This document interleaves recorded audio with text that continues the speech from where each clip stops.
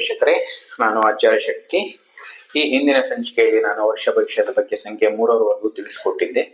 ಈ ಸಂಚಿಕೆಯಲ್ಲಿ ನಾನು ಸಂಖ್ಯೆ 4 ಅಂದರೆ ಬರ್ತ್ ಡೇಟ್ 4-13-22-31, ಬರ್ತ್ ಡೇಟ್ 4-13-22-31, 4-13-22-31 ಈ ಬರ್ತ್ ಡೇಟ್ಸ್ಗಳಲ್ಲಿ ಹುಟ್ಟಿರುವಂಥವ್ರಿಗೆ 2025 ಅಂದರೆ 2025 9 ಬರುತ್ತೆ, 9 ಬರುತ್ತೆ. ಕುಜ ಮತ್ತು ರಾಹುವಿನ ಸಂಬಂಧ ಅಂದರೆ ನಂಬರ್ 4ರ ರೂಲಿಂಗ್ ಪ್ಲಾನೆಟ್ ಏನು ಬರುತ್ತೆ ಅಂತ ಹೇಳಿದ್ರೆ ರಾಹು ಬರುತ್ತೆ, ರಾಹು ಮತ್ತು ಯುರೇನಸ್. ಓಕೆ, ಈ ಒಂದು ಗ್ರಹಗಳ ಪ್ರಭಾವ ಹೇಗಿರುತ್ತೆ ಸಂಖ್ಯೆ 4ರಲ್ಲಿ ಹುಟ್ಟಿರುವಂಥವ್ರಿಗೆ? ವರ್ಷ ಭವಿಷ್ಯ 2025ರಲ್ಲಿ ಪ್ರಾರಂಭದ ಮೊದಲ 3 ತಿಂಗಳು, ವರ್ಷದ ಪ್ರಾರಂಭದ ಮೊದಲ 3 ತಿಂಗಳು ತುಂಬಾ ಒಂದು ಕ್ರಿಟಿಕಲ್ ಆಗಿರುತ್ತೆ. ಕ್ರಿಟಿಕಲ್ ಸಿಚುವೇಶನ್ಸ್ ಬರುತ್ತೆ, ಕ್ರಿಟಿಕಲ್ ಕಂಡೀಷನ್ಸ್ ಇರುತ್ತೆ. ಆಮೇಲೆ ಫ್ಯಾಮಿಲಿ ಲೈಫಲ್ಲಿ ಸ್ಟೆಬಿಲಿಟಿ ಇರೋದಿಲ್ಲ, ಫೈನಾನ್ಷಿಯಲ್ ಸ್ಟೆಬಿಲಿಟಿ ಇರೋದಿಲ್ಲ. ಪ್ರೆಸೆಂಟ್ ನೀವು ಇವಾಗ ಮಾಡ್ತಕ್ಕಂಥ ಕೆಲಸ ಕಾರ್ಯಗಳಲ್ಲೂ ಸಹ ನಿಮ್ಮ ಜಾಬ್ಸ್ ಇರ್ಬೋದು, ಇವನ್ ಬಿಸ್ನೆಸ್ ಇರ್ಬೋದು, ಫೈನಾನ್ಷಿಯಲ್ ಇನ್ಸ್ಟಿಟ್ಯೂಷನ್ಸ್ ಏನಾದರೂ ನಡೆಸ್ತಾ ಇದ್ರೆ ಅಂಥವ್ರಿಗೆ ಏನಾಗುತ್ತೆ, ಪ್ರಾರಂಭದ ಅಂದರೆ ಮೊದಲ 3 ತಿಂಗಳು ತುಂಬಾ ಒಂದು ಕ್ರಿಟಿಕಲ್ ಮೂಮೆಂಟ್ಸ್ ಬರುತ್ತೆ. ಮಾನಸಿಕ ಕಿರಿಕಿರಿ ಆಗುವಂಥದ್ದು ಹೆಚ್ಚಾಗುತ್ತೆ. ತಾಳ್ಮೆ ಕಳೆದುಕೊಳ್ಳುವಂತ ಸಂದರ್ಭಗಳು ಹೆಚ್ಚಾಗಿ ನಿಮ್ಮ ಜೀವನದಲ್ಲಿ 2025 ಮೊದಲ 3 ತಿಂಗಳಲ್ಲಿ ಹೆಚ್ಚಾಗಿ ಬರುತ್ತೆ. ಹೀಗಾಗಿ ನೀವು ಸ್ವಲ್ಪ ಒಂದು ತಾಳ್ಮೆ ಅನ್ನೋದು, ಮಾನಸಿಕ ಒಂದು ಕಂಟ್ರೋಲ್ ನಲ್ಲಿ ಇರಬೇಕು. ಅಂದ್ರೆ ನಿಮ್ಮ ಎಮೋಷನ್ಸ್ ಮತ್ತು ಸ್ವಲ್ಪ ಹೆಚ್ಚಾಗಿ ಕಂಟ್ರೋಲ್ ಅಲ್ಲಿ ಇಟ್ಕೊಳ್ಳೋದ್ರಿಂದ ಈ ವರ್ಷ ನಿಮ್ಗೆ ಏನಾಗುತ್ತೆ, ತುಂಬಾ ಒಂದು ಸ್ಟಾರ್ಟಿಂಗ್ ಒಂದು 3-4 ತಿಂಗಳು ಸ್ವಲ್ಪ ತಾಳ್ಮೆ ಮೇಂಟೈನ್ ಮಾಡಿದ್ರೆ ಸೊ ವೆರಿ ಗುಡ್. ಪೇಷನ್ಸ್ ನ ಕಂಟ್ರೋಲ್ ಮೇಂಟೈನ್ ಮಾಡಿ, ಇದರಿಂದ ನಿಮ್ಗೆ ತುಂಬಾ ಲಾಭ ಇದೆ. ಓಕೆ, ಈ ಹಣಕಾಸಿನ ವಿಚಾರದಲ್ಲಿ ಅಂತ ಹೇಳಿದ್ರೆ ಹೇಗೆ ಸಮಸ್ಯೆಗಳು ಬರುತ್ತೆ? ಹಣಕಾಸಿನ ವಿಚಾರದಲ್ಲಾದ್ರೂ ಮೊದಲ 3 ತಿಂಗಳು ತುಂಬಾ ಕಷ್ಟ. ಅನಧಿಕ ಖರ್ಚು, ಅನಾವಶ್ಯಕವಾಗಿ ಖರ್ಚುಗಳು ಬರುವಂಥದ್ದು, ಮೆಡಿಕಲ್ ಇರಬಹುದು ಅಥವಾ ವಿನಾಕಾರಣ ಏನಾದ್ರೂ ಒಂದು ಖರ್ಚು ಬರ್ತಾನೆ ಇರುತ್ತೆ. ಫ್ಯಾಮಿಲಿಯಲ್ಲಿ ಬರುತ್ತೆ, ಆಚೆ ಕಡೆ ಹೋದಾಗ ಬರುತ್ತೆ, ವಿನಾಕಾರಣ ಏನೋ ಒಂದು ಸಾಲ ಮಾಡುವಂತ ಪರಿಸ್ಥಿತಿಗಳು ಹೆಚ್ಚಾಗಿ 2025 ಅಲ್ಲಿ ನಂಬರ್ 4 ಬರ್ತ್ ಡೇಟ್ಸ್ಗಳಲ್ಲಿ ಹೆಚ್ಚಾಗಿ ಇರುತ್ತೆ.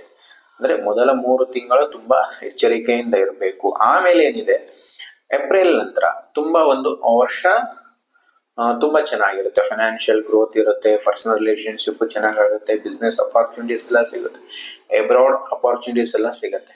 ಆದ್ರೆ ಮೊದಲ 3 ತಿಂಗಳು ಮಾತ್ರ ಸ್ವಲ್ಪ ಕಷ್ಟಕರವಾಗಿರುತ್ತೆ. ಆದ್ರೆ ಅಗ್ರಿಕಲ್ಚರ್ ಇನ್ಕಮ್ಸ್ ಏನಾದ್ರೂ ಇದ್ರೆ, ಅಗ್ರಿಕಲ್ಚರ್ ರಿಲೇಟೆಡ್ ಕೃಷಿ ಆದಾಯದಲ್ಲಿ ಹೆಚ್ಚಳ ವರ್ಷದ ಪ್ರಾರಂಭದಿಂದಲೇ ಇರುತ್ತೆ.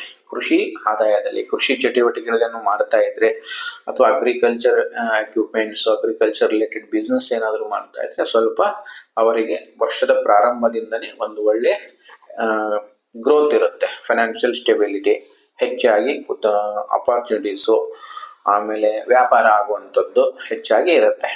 ಆಮೇಲೆ ಕೌಟುಂಬಿಕ ವಿಚಾರದಲ್ಲೂ ತುಂಬಾ ಚೆನ್ನಾಗಿ ನೋಡಿ, ನಮ್ 4 and 9 ಇದು ಬಂದಾಗ ಏನಾಗುತ್ತೆ, ಫ್ಯಾಮಿಲಿ ಸ್ಟೆಬಿಲಿಟಿ ಅಂದ್ರೆ ವೈವಾಹಿಕ ಜೀವನ ಮತ್ತು ಕೌಟುಂಬಿಕ ಜೀವನ, ಫ್ಯಾಮಿಲಿ ರಿಲೇಷನ್ಸ್ ಅಲ್ಲೂ ಸಹ ಒಂದು ಉತ್ತಮ ಬಾಂಧವ್ಯ ಇರುತ್ತೆ.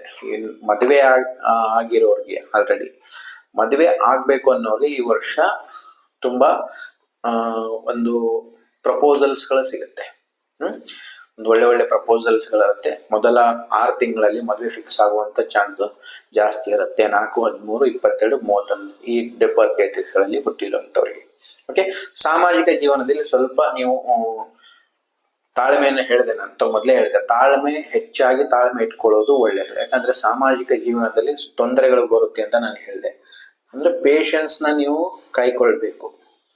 ಇಲ್ಲ ಅಂತ ಹೇಳಿದ್ರೆ ನಿಮ್ಮ ಸೋಷಿಯಲ್ ಲೈಫ್ ಹಾಳಾಗುವಂತ ಚಾನ್ಸಸ್ ಹೆಚ್ಚಾಗಿರುತ್ತೆ. ಓಕೆ, ಈಗ ಅದಕ್ಕೋಸ್ಕರ ನಾನು ಒಂದು 2-3 ಟಿಪ್ಸ್ ನ ಕೊಡ್ತೇನೆ, ರೆಮಿಡೀಸ್ ನ ನಿಮಗೆ ಸಜೆಸ್ಟ್ ಮಾಡ್ತೇನೆ, ಪರಿಹಾರನ. ಅದನ್ನ ನೀವು ಡೈಲಿ ಲೈಫ್ ಅಲ್ಲಿ ನೀವು ಅದನ್ನ ಇನ್ಕ್ಲೂಡ್ ಮಾಡ್ಕೊಳ್ಳೇಬೇಕು. ಓಕೆ, ಪ್ರತಿ ದಿವಸ ಸೂರ್ಯೋದಯದ ಸಮಯದಲ್ಲಿ, ಪ್ರತಿದಿನ ಸೂರ್ಯೋದಯದ ಸಮಯದಲ್ಲಿ ಮೆಡಿಟೇಷನ್ ಮಾಡುವಂಥದ್ದು ರೂಢಿ ಇಟ್ಕೊಳ್ಳಿ. ಕನಿಷ್ಠ ಪಕ್ಷ ಒಂದು ಅರ್ಧ ಗಂಟೆ 30 ಮಿನಿಟ್ಸ್ ಆದ್ರೂ ಮೆಡಿಟೇಷನ್ ಮಾಡುವಂಥದ್ದು, ಸೂರ್ಯಾಭಿಮುಖವಾಗಿ ಕುಂತು ಮೆಡಿಟೇಷನ್ ಮಾಡೋದ್ರಿಂದ ನಿಮಗೆ ಸ್ವಲ್ಪ ಏನಾಗುತ್ತೆ, ಮೈಂಡಲ್ಲಿ ಸ್ಟೆಬಿಲಿಟಿ, ಪೇಷನ್ಸ್ ಲೆವೆಲ್ ಹೆಚ್ಚಾಗುತ್ತೆ. ಓಕೆ, ಆಮೇಲೆ ಏನು ಮಾಡಬೇಕು, ಸ್ವಲ್ಪ ರೆಡ್ಡು